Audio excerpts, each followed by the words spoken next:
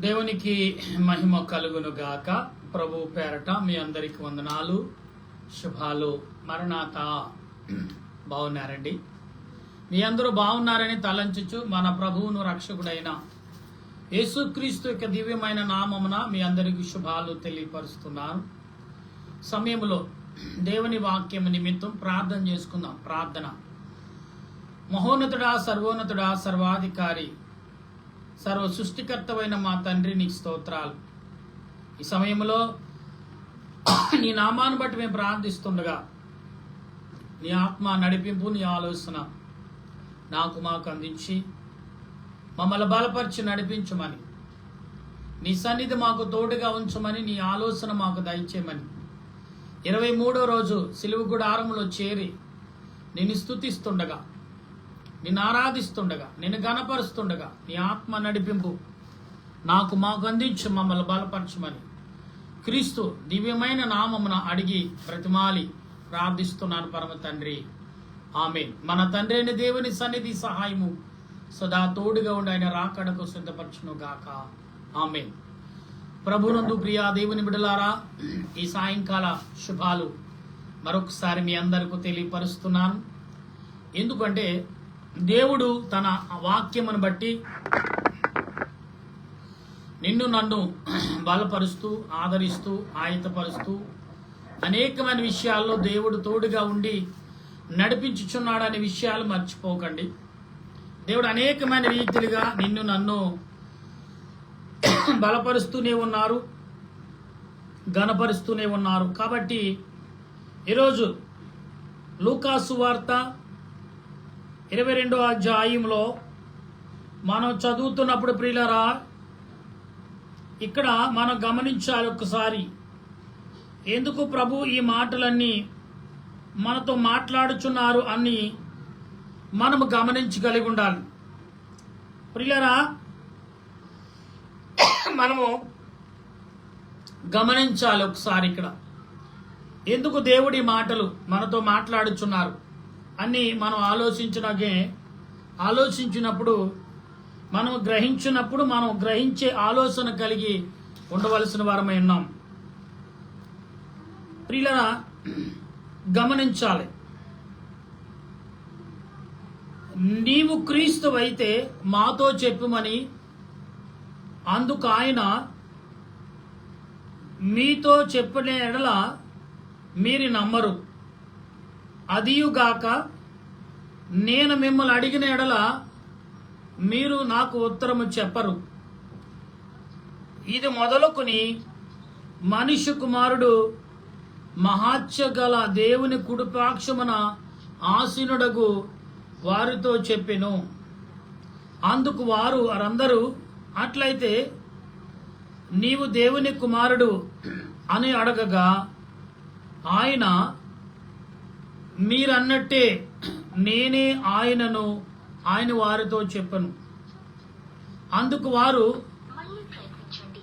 మనకు సాక్ష్యము పని ఏమి, మనము అతని నోటి మాటను బట్టి అది చెప్పిరి. ప్రభునందు ప్రియ దేవుని బిడ్డలారా, ఈ సాయంకాల సమయంలో 23వ రోజు సిలువ గుడారంలో ప్రవేశించిన ప్రియ దేవుని క్రైస్తవ విశ్వాసులారా, దేవుని సంగమ, మనం చాలా జాగ్రత్తగా ఆలకించాలండి. ప్రభు, నువ్వు దేవుని కుమారుడవా అంటే అన్నప్పుడు ప్రభు ఏమన్నారు? కేవలం నేను దేవుని కుమారుడు అని చెప్తే మీరు ఎవరైనా నమ్మరు. అది నిజమే కదా. ఎందుకంటే అనేక విషయాల్లో యేసు ప్రభుని నమ్మక అనేకమైన రీతిలుగా వారు ఉన్నవారై ఉన్నారు. ప్రియులారా, ఈరోజు యేసు ప్రభుని ఎంతగా అడిగినా కానీ సమాధానం ఏంటంటే దేవుని కుమారుడు కాకపోతే సమాధానం చెప్తాడు. ఆయన దేవుని కుమారుడు అయినప్పుడు సమాధానం ఎందుకు చెప్పాలి? ఇది కూడా రకమైన పాయింటే కదా, మనం అర్థం చేసుకోవాలి కదా. దేవుని కుమారుడు కాకపోతే ఎందుకు ప్రశ్న చెప్పాలి? వాళ్ళకి తెలియదు కదా. వాళ్ళకి తెలియదేంటి? సూచిక్రియలు చేశారు, తెలియదు అంటారేంటి? దేవుడు కుమారుడు ప్రత్యేకించుకో మానవుడిగా వచ్చి ఆల్రెడీ మోసే ధర్మశాస్త్రములో లేఖనములో దైవ కుమారుడు లోకానికి వస్తాడని కీర్తన గ్రంథకర్తలు రాశారు కదా. రాసినప్పుడు ఎందుకు మీరు నమ్మలేరు? దేవుడు ఆదిలోనే మాట్లాడాడు కయ్యేను ద్వారా. అక్కడ ఆదాము ద్వారా ఏం మాట్లాడాడు దేవుడు అనేది మోసే గారు రచించారు కదా. అది చదవలేదా? చదవకుండానే యేసు ప్రభుని మీరు బంధించారు. పైగా ఆయన్ని తెలుసుండి కూడా అదే ఎక్స్ప్రెషన్ అంటారు, తెలుసుండి మనిషిని నవ్వులు పాలు చేయటం అంటారు అదే. కాబట్టి ఇక్కడ ఇశ్రాయేలు ప్రజలు యేసు ప్రభుని ఎంత తెలివిగా అడుగుతున్నారంటే ఏదో తెలియనట్టుగా, ఏమీ రానట్టుగా, ఏమీ కానట్టుగా మాట్లాడుతున్నారు. ప్రియులరా, అయితే యేసు ప్రభు ఇంకా లాభం లేదు, వీళ్ళందరూ కూడా విని గ్రహించలేని పరిస్థితిలో ఉన్నారు. కాబట్టి వాళ్ళకి గ్రహింపు త్వరగా కలిగించాలంటే ఆయన అప్పగించబడాలి. అప్పుడు ఏమనుకున్నారు వీళ్ళందరూ? సరే, వాళ్ళంతడు వాడే చెప్తున్నాడు, ఇరుక్కుపోయాడు అతడికి అతడే. మీరు రెండో రాకడలో ప్రభు నా తండ్రి ఎదుట కుడిపాకన కూర్చున్నట్లుగా ఆ మధ్యాకాశంలోకి నేను మరలా తిరిగి వచ్చినట్లుగా మీరు చూస్తారు అన్నాడు. అంటే దైవదోసన, దేవునితో సమానంగా ఎంచుకుంటున్నాడు ఇతడు, దేవునితో సమానంగా మాట్లాడుకుంటున్నాడు. మనుషుడు ఇతడు, ఫలాని వారి కుమారుడు, ఫలాని వడ్రం గారి కుమారుడు, ఇతను దేవుని కుమారుడు అంటాడేంటి అన్నాడు. ప్రియులరా, బైబిల్ యొక్క చరిత్ర కొత్త నిబంధన అప్పుల్లో చదవలేదు కాబట్టి వారికి తెలియదు అనుకోవచ్చు. ఇవాళ చదువుని వారు కూడా అదే మాట్లాడుతున్నారు, చదువు లేని వారు అదే మాట్లాడుతారు, చదువు కలిగిన వారు అదే మాట్లాడుతున్నారు. కానీ యేసుప్రభు పుడతాడని ఏమంటే యెషయా గ్రంథములో 53 అధ్యాయములో ఏం రాయబడింది? లేత మొక్క వలె అతడు ఎండిన భూమిలో మొలిచి సిగిరించి, లేత మొక్క వలె ఆయన ఏమైపోతాడు?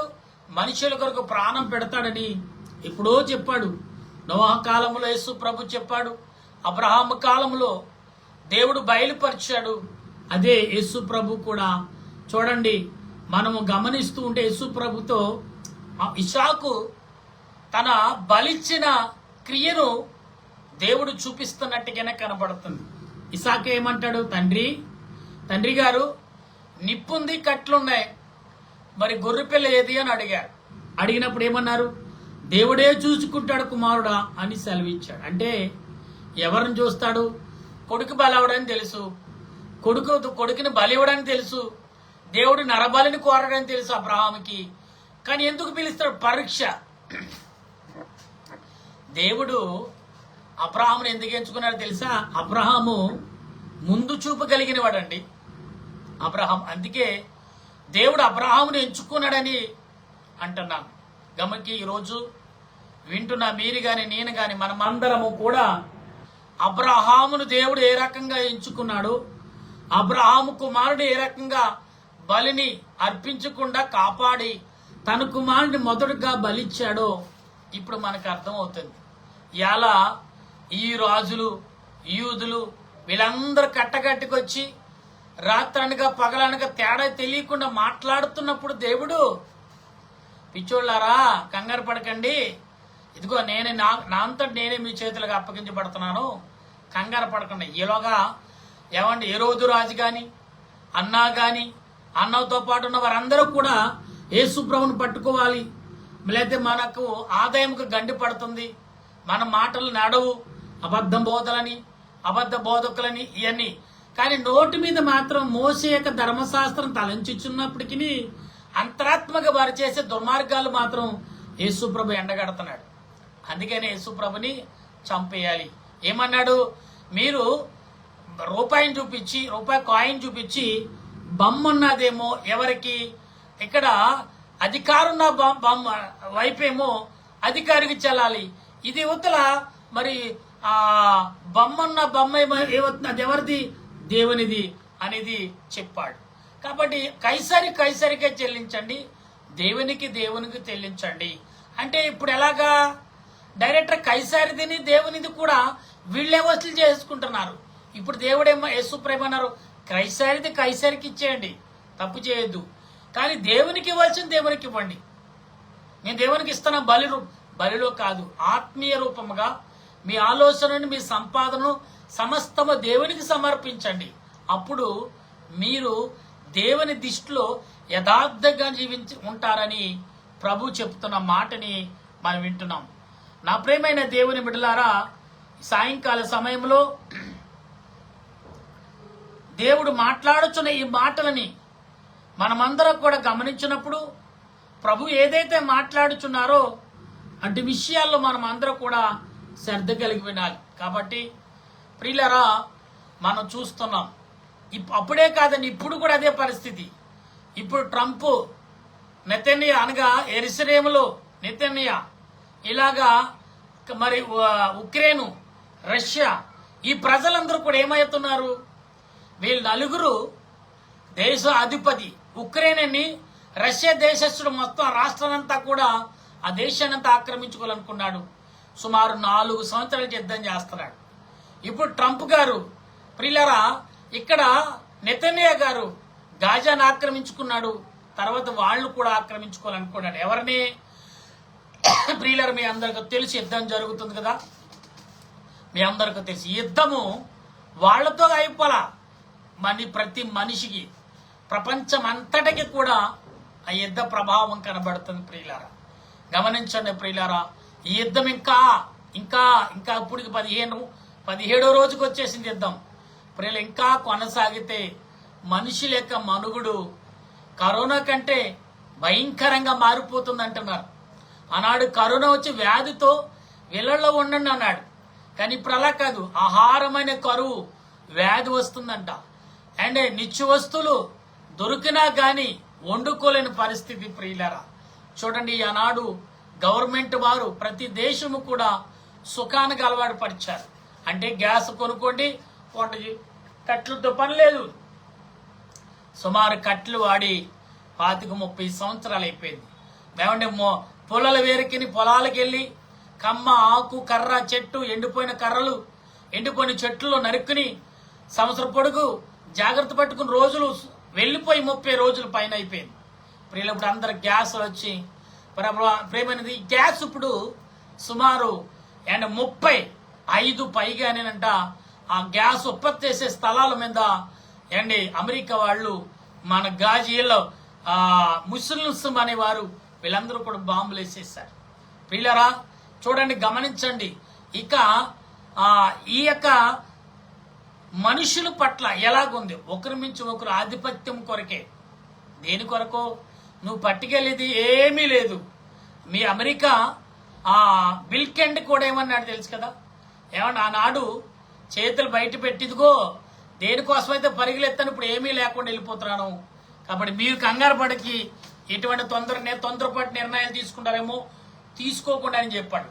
కానీ ఇప్పుడు ఎవరు కూడా అలాంటివి వెంటనే. కానీ యేసు ప్రభు చెప్తున్నాడు ఇక్కడ, ఇగోండి కైఫా గాని అన్నా గాని వారి బృందం అంతా కూడా వీడు దేవుని దోషన ఏదో ఇరికించాలి అన్నాడు. ఇప్పుడైతే రికార్డులు వచ్చేసినాయి, కానీ ఆ రికార్డులు లేవు. విన్న మనిషిని సాక్షిగా నిలబెట్టారు. ఒకరా ఇద్దరా? ప్రియులరా, అక్కడ 100 మంది ఉంటే 20% ప్రభుని సిలువేయొద్దని 80% సిలువేమని అరిచారండి. ప్రియులరా గమనించండి, దురాత్మ సంబంధమైన మనుషులు 80 మంది అరిస్తే ఆధిపత్యం ఎక్కువైంది. 20 మంది అరుస్తూ 20% అరిస్తే లెక్కలోకి లేవు. అంటే యేసు ప్రభు 33.5 సంవత్సరాల్లో 20% ప్రజలందరి పరలోక రాజ్యము చేర్చే మార్గం చూపించాడు. ఇంకా 80% ఉంది ప్రియులరా. ఈ 80% 20% ఇంత గందరగోళం అయింది.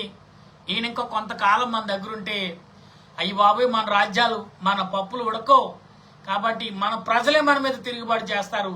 కిస్తులు కట్టరు, పన్నులు కట్టరు, పైగా మన మీద తిరుగుబాటు చేస్తారు. అన్ని తేటతనం అయిపోతున్నాయి అని గమనించి యేసు ప్రభుని చంపడానికి సిద్ధపడ్డారు. ఈనాడు కూడా బైబిల్ను అడ్డం పెట్టుకుని, వాక్యాన్ని అడ్డం పెట్టుకుని సంఘాల్లో, విశ్వాసంలో ఇదిగో నువ్వు ఇది ఇస్తే దేవుడు నేను దీవిస్తాడు, లేకపోతే నేను దీవించడు అని సేవకులు అలాగనే వారిని చాలా మందిని చూశారు. నేను అటువంటి సేవకులకి గురైపోయేవాడినే. బైబిల్ మిషన్లో దేవదాసయ్య గారు చెప్పిన మాటలు ఏ మతానికి కానీ, ఏ మనిషిని కానీ, ఏ కులానికి కానీ, అనే ఏ ప్రాంతం, ఏ దేశాన్ని కానీ దూషించవద్దు, దేశించవద్దు. అంటే ఏ మనిషిని కానీ, ఏ మనిషి, ఏ కులాన్ని కానీ, ఏ మనిషిని కానీ, ఏ మతాన్ని కానీ దూషించవద్దన్నారు. అంటే ఇలా ఎలాగుందంటే మతము అడ్డం పెట్టుకుని రక్తము జలగ పీల్చినట్టు పీల్చేస్తున్నారు. మీకు అది చేస్తే ఇది సాక్ష్యం ఇస్తాం, మీరు మాట్లాడితే 5 నిమిషాలు సాక్ష్యం చెప్పండి అని అవకాశం ఇచ్చి జనాలను ఆకట్టుకుని వాళ్ళని రక్తం పిండి వీరు సంతోషంగా ఉన్నారు. ప్రియులారా, నీ జీవితము దేవుని సన్నిధిలో ప్రార్థన చేసే జీవితమా? ఇవాళ 4 అక్షరాలు చదువుకుని ఇవాళ దేవుని మొఖాలు ప్రార్థన లేకుండా వాక్యం బోధిస్తున్నావా? నా ప్రేమ, నేను తప్పు పట్టట్లా. దేవుని యొక్క ఉగ్రతను నీ మీదకి రాకుండా నీవు పోతే పోయావు. నీవు, నీ పిల్లలు నీ కడుపును పుట్టిన పిల్లలు 4-5 తరాలు ఈ శాపాన్ని అంటకట్టి వెళ్తున్నావా? ఇది మాత్రం గుర్తించమని అడుగుతున్నాను. నీ నోటి మాట నీకు శాపం, 4 తరాల శాపంగా మారిపోతుందంట. 3-4 తరాల శాపం కావాలా, 10 తరాల ఆశీర్వాదం కావాలో దేవుడి యొక్క వాక్యము నీకు రోజు సెలవిస్తుంది. నా ప్రియమైన కుమారుడా, కుమార్తె, గమనించు. దేవుడు నీతోటే మాట్లాడుచున్నాడు. ఎందుకు మాట్లాడుతున్నాడు? దేని కొరకు మాట్లాడుతున్నాడు? ఎందుకు మాట్లాడవలసి వస్తుంది? దేవుడు నోరు తెరిచాడు కాబట్టి ఇవాళ మనం చదవగలుగుతున్నాం. నోరు బయలుపరిచాడు కాబట్టి ఆయన మాటలను మనం చదవగలుగుతున్నాం. ఆయన బయలుపరిచి రచించాడు కాబట్టి ఈరోజు మనం సులువుగా పరలోక మార్గం ఏంటో మనకు తెలుస్తుంది. పరలోక మార్గం మరి లేదు అని చెప్పేవారు ఏమంటే క్రైస్తవులే ఉన్నారు. ఇంకా పరలోకం రాదు, మీరు ప్రార్థన చేయండి, మీరు ముందు అభివృద్ధి అవ్వండి, ఇల్లు కట్టుకోండి, మీరు బంగారం సంపాదించుకోండి, ఆస్తులు సంపాదించుకోండి, మీ ఆస్తులు దీవించబడాలి అంటున్నారా? మీకు మీరు రక్షించుకోండి, మీ ఆస్తులు కూడా రావని ఎవరు కూడా చెప్పట్లేదు. ప్రియులారా, గమనించండి. ఆస్తులు కూడా నీవు దేవుని పరలోక రాజ్యముకు నువ్వు సిద్ధపడని ఎదురు చూస్తే ఈ లోకంలో నీకేం కావాలో, ఒకవేళ నువ్వు బిడ్డలు కలిగి ఉంటే నీ బిడ్డలకేం కావాలో అన్నీ ఆయన ఇస్తాడు. ఎందుకు తొందరపాటు? ఎందుకు ఎదుటివాడిని బాధ పెట్టి, ఎదుటివాడిని మోసం చేసి, ఎదుటివాడు అన్యాయం చేసి, ఎదుటివాడి కళ్ళు కప్పి ఎందుకు సంపాదించుకోవటం? దేని కొరకు నువ్వు సంపాదించుకుని ఏం చేసుకుంటావు? కుమారుడా, నా మట్టుకు నన్నే తీసుకోండి మీరు. ప్రియులారా, నా ఖర్చులు, నాకు కావలసిన ఆదాయం అంతా ఆయనే సమకూరుస్తాడు. నేను ఏనాడు నాకు కష్టం వచ్చినట్టు నేను ఎవరిని అడగను, అప్పు కూడా వెళ్ళట్లేదు. ఎందుకంటే ప్రభువా, నా చేతి పనిని అభివృద్ధి పరచు. ఈరోజు ఈ నెల ఇంత నాకు ఖర్చు ఉంది ప్రభువా అని నా తండ్రి ఎదుట ప్రాధేయపడతాను, సాష్టాంగ నమస్కార పడతాను. 1-2 ప్రార్థనలు చేస్తే చాలండి.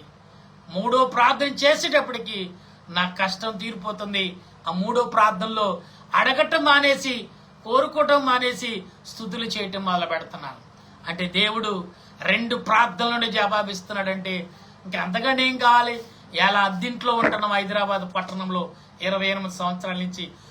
నేను వచ్చినప్పుడు కోట్ల రూపాయలు, 100,000 రూపాయల్లో స్థలాలు దొరికి, ఆ స్థలం ఈనాడు నేను కూడా కొని ఉంటే అప్పుడు డబ్బుండి కొనలేదు, దేవుడి ప్రేరేపణ ఇవ్వలేదు, నాకు ఆస్తి వద్దనుకున్నాడు ఏంటో తెలియదు. మరి ఇవాళ అది నిజంగా 2 సైట్లు కొనుక్కుంటే ఇవాళ నేను కోటేశ్వరుడిని.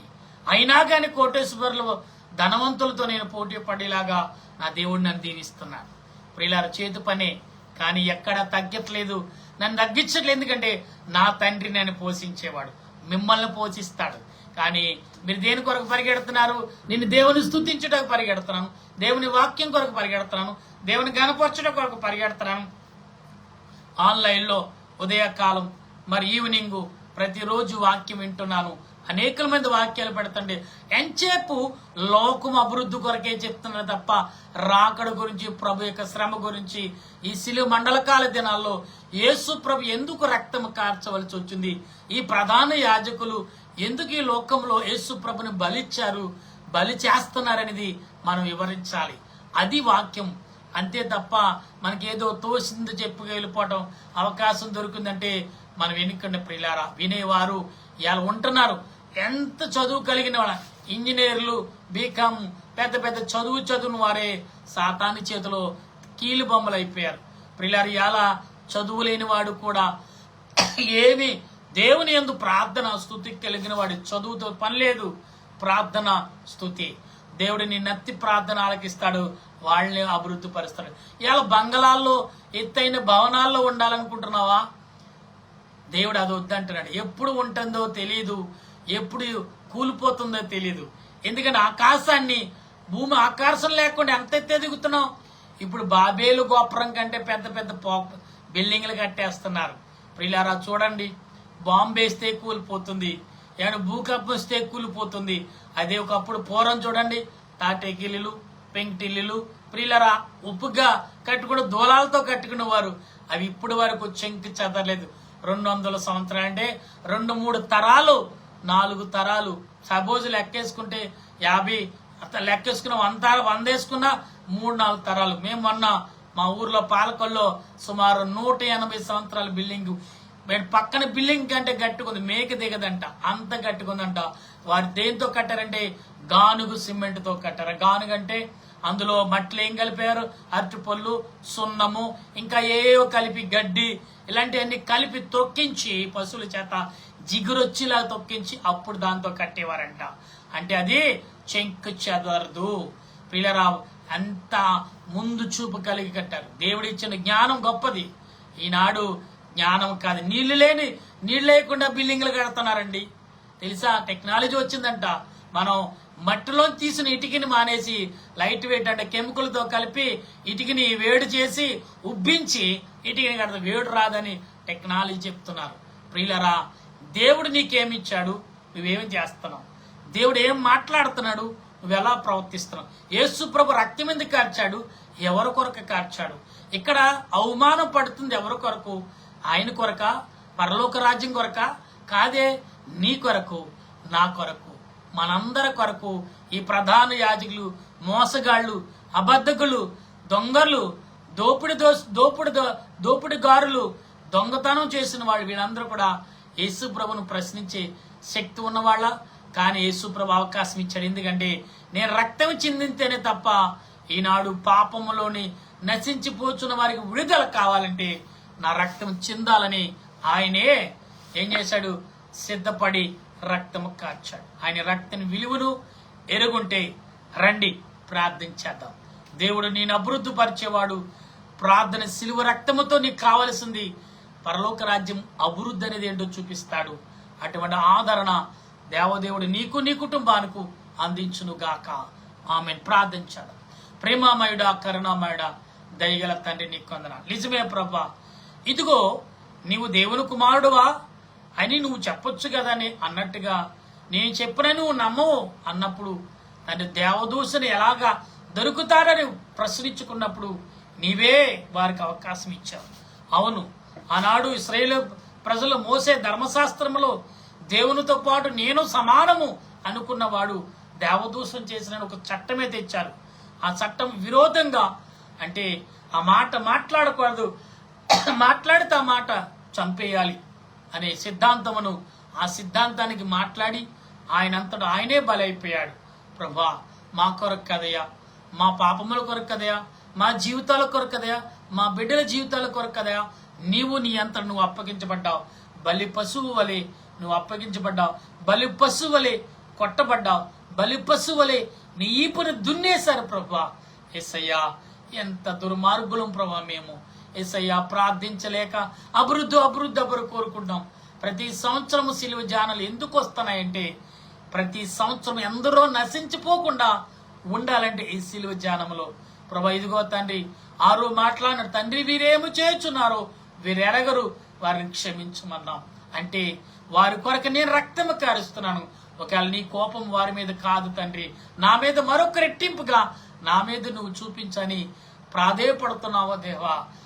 ఎవరయ్యా నా కొరకు ప్రాధేయపడేవారయ్యా? ఎవరయ్యా నా కొరకు కన్నీరు కార్చేవారయ్యా? ఎవరయ్యా నా కొరకు వేదన పడేవారయ్యా? నీవు కాదయ్యా, నీవు కాదయ్యా ప్రభువా.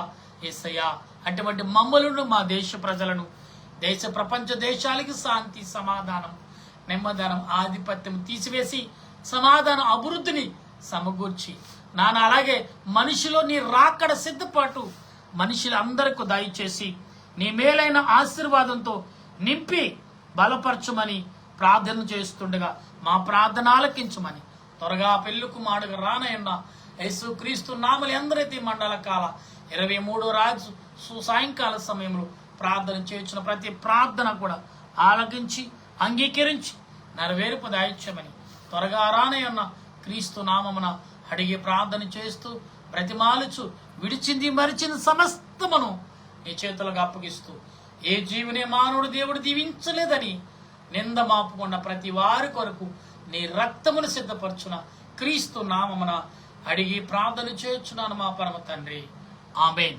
పరలోక మా పరమ తండ్రి, నీ నామను పరిశుద్ధపరచునుగా, నీ రాజ్యం వచ్చునుగా, నీ చిత్తం పరలోకం ముందు నెరవేరినట్లు భూమి మీద నెరవేరినగా మౌనదొడ మాకు దయచేయండి. మనం ప్రార్థన చేసే వారిని క్షమించిన ప్రకారం మా ప్రార్థన క్షమించండి. శోధనకి అగ్గిని తప్పించు, రాజ్యము శక్తి మహిమ నిరంతర నీవు తండ్రి, ఆమేన్. యేసురక్తమే జయం అపవాదికులు, ప్రవేశరక్తమే జయం అపవాదికులు, ప్రవేశ సంపూర్ణ విజయం అపవాదికి అంతకల నాశనం. హల్లెలూయా హల్లెలూయా, స్తోత్రం స్తోత్రం, ఆమేన్ ఆమేన్ ఆమేన్.